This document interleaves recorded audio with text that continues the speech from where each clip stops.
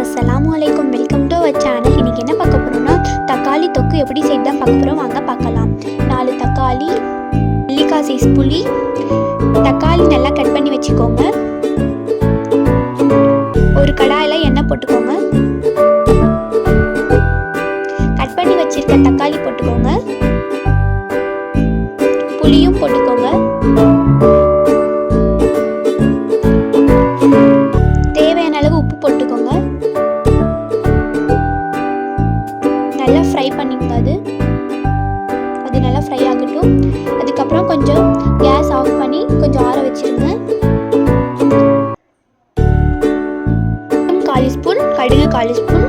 இது நல்லா ஃப்ரை பண்ணிக்கோங்க. ஒரு கடாயில் போட்டு நல்லா ஃப்ரை பண்ணிக்கோங்க.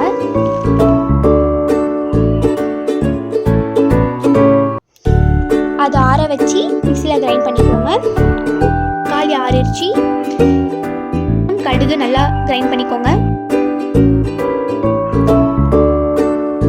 தக்காளி 10 பல் பூண்டு போட்டு நல்லா மிக்சியில் கிரைண்ட் பண்ணிக்கோங்க.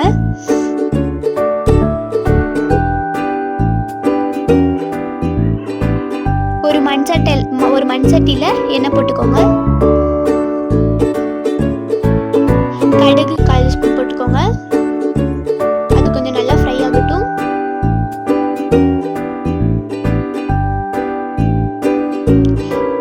உளுத்தம்பருப்பு 1/4 ஸ்பூன் போட்டுக்கோங்க. கடலைப்பருப்பு 1/4 ஸ்பூன் போட்டுக்கோங்க. நல்லா அது ஃப்ரை ஆனதுக்கப்புறமா கிரைண்ட் பண்ணி வச்ச தக்காளி போட்டுக்கோங்க.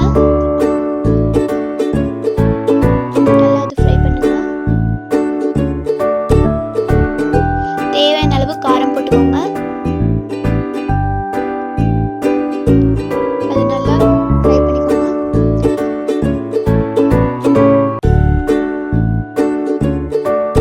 கொஞ்சம் நல்லா எண்ணெய் பிரிஞ்சு வரணும். இன்னும் நல்லா எண்ணெய் பிரிஞ்சு வரணும். நல்லா ஃப்ரை பண்ணிக்கோங்க. அது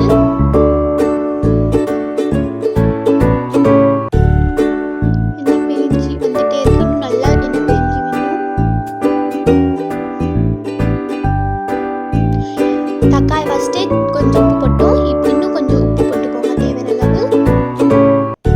அப்புறமா நாங்கள் கிரைண்ட் பண்ணி வச்ச கடுகு, வெந்தயம் போட்டு நல்லா மிக்ஸ் பண்ணிக்கோங்க. அது நல்லா ஃப்ரை ஆகணும். ஒரு கடாயில் எண்ணெய் போட்டுக்கோங்க. கொஞ்சமாக கருவேப்பிலை போட்டுக்கோங்க. அது ஃப்ரை ஆகிறதுக்கு அப்புறமா பாருங்கள், இங்கே எண்ணெய் பிரிஞ்சு வந்துட்டே இருக்கு. அது நாங்கள் ஃப்ரை பண்ணி வச்ச கருவேப்பிலை போட்டுக்கலாம். அது நல்லா இன்னும் எண்ணெய் பிரிஞ்சு வரட்டும். பாருங்கள், எண்ணெய் பிரிஞ்சு வந்துட்டே இருக்கு. எண்ணெய் பிரிஞ்சு வந்துருச்சு. நல்லா ஃப்ரை பண்ணிக்கோங்க.